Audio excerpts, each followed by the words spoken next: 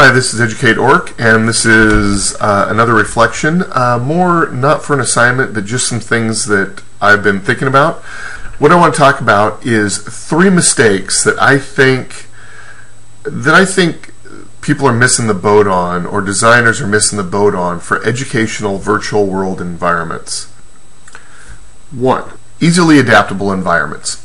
What I mean by this is that a lot of times in some of the things I've noticed, like using Second Life and things like that, to create environments, it's not always an easy thing. It's more of a design process. And what I propose is more of a sculpting process. Like you'll find, well, for one, in Minecraft. Minecraft illustrates the ability to go down in the level of animation and your resolution because you're using with big blocks. But maybe you could do it with even smaller blocks and carve out areas or hose areas down to build them up in order to do this. A good example of this also is Kodoo for doing games. Also, Spore is a really good example in that you're really sculpting objects.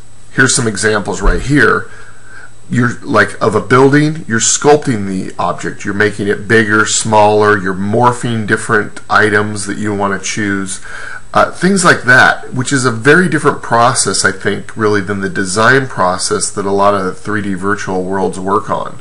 That's one thing that I think they can vastly improve on to make it more accessible for the user to actually create things. 2. The animation for the avatars is still going in the wrong direction. This photorealistic style just doesn't, I don't think it works as well as some of the cartoony-like features that you'll see in some of the children's games like Pirates 101 or Magic 101, things like that. The reason why this is, and probably a good example of this, is actually how Microsoft did their avatars for Xbox. In that when you animate a character, oftentimes the drawing scale to realism is measured in head space, so the distance of your head. And a human body would be anything, usually even 8 heads high, in some guides on how to do proportional drawings. But these other ones, and the Xbox one, I'll use this Xbox one as an example. What it is you have an Xbox character. This is my Xbox character. Now what it is it's one head. This is the measurement tool I was talking about. And in this case, it is 1, 2, 3, 4 heads tall. And what this does, it gives a more proportional level to the head and face, which allows you to more easily do recognition when it comes to finding players that you know. It could be that this could get linked up with facial recognition software. That way what you're able to do is get the approximate spacing between the eyes, the length of the nose, things like that people are always not quite sure about, because not many people try to draw themselves. And that way it gives people a template that they can then modify. They don't have to look exactly like themselves, but it might come in real handy for an instructor to sometimes look like themselves, especially when we're talking about dealing with K through 12 students. Instead of looking like a goblin, they can still look like a goblin, but they'll look like a goblin representation of themselves with the same basic facial structure. In some ways, I think this also makes it a little bit more accessible for students to get into that virtual world, in that the characters are more cartoony, but you can still represent a lot of variation, even though there's that cartoon nature.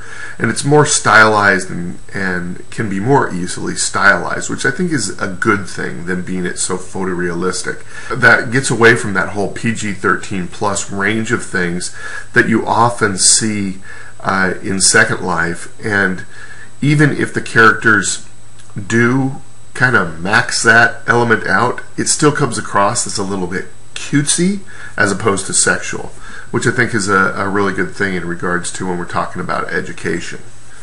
3. The ability to this is a big one that I want to talk about, and it's one that a lot of people I think really miss the boat on. In that, in Second Life and a lot of these virtual world environments, it's great that you can do these photorealistic environments, but I think that's kind of missing the boat in the sense that you don't need to be all that realistic to have people immersed into being engaged in the environment. I mean, Minecraft, again, I'll refer back to it, is a great example of that. But the other thing is, too often people get into the mindset of trying to have it replicate a real life experience.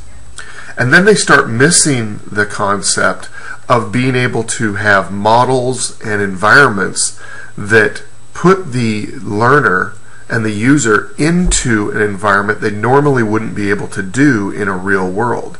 And you kind of get stuck in this mode of, well, we're going to have class, we'll put it in a real world. We'll put it in a theater or an auditorium or out on a field or things like that, as opposed to in a star field where you could pull planets in and examine those planets.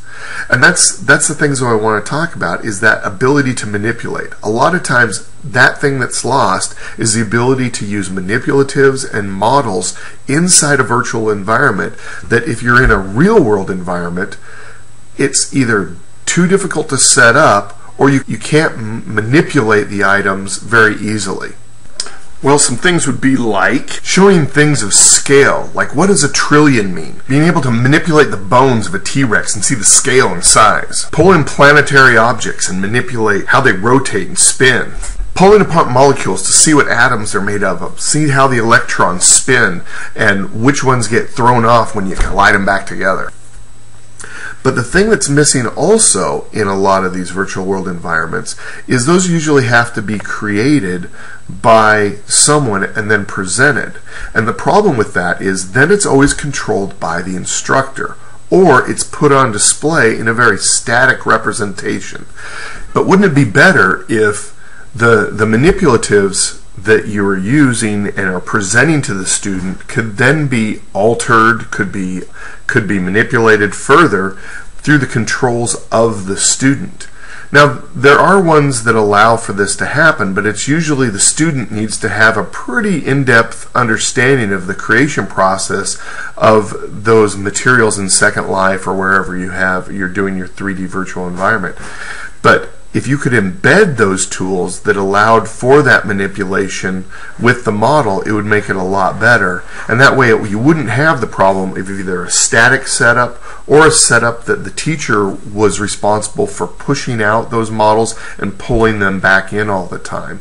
That you could throw those models out and then let the students take over with the exploration of how they worked and what happens with them. These are the three things that I think a lot of times that we're missing in educational 3D environments or virtual world environments. That they have an easily manipulated and adaptable environment that the users can create. The key being that it's more of a sculpting tool than a design tool.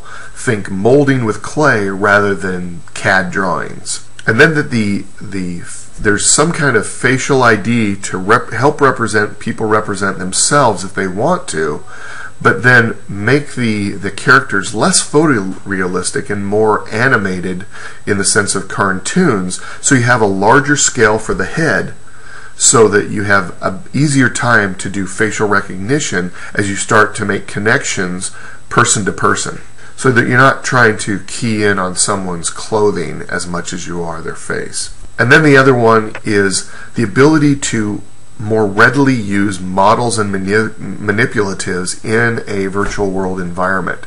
And so that when you put them on display, you can embed some kind of controls so that the user or student, as they come across it, can manipulate it how you, the teacher, would want them to manipulate it without you having to actually be in that location.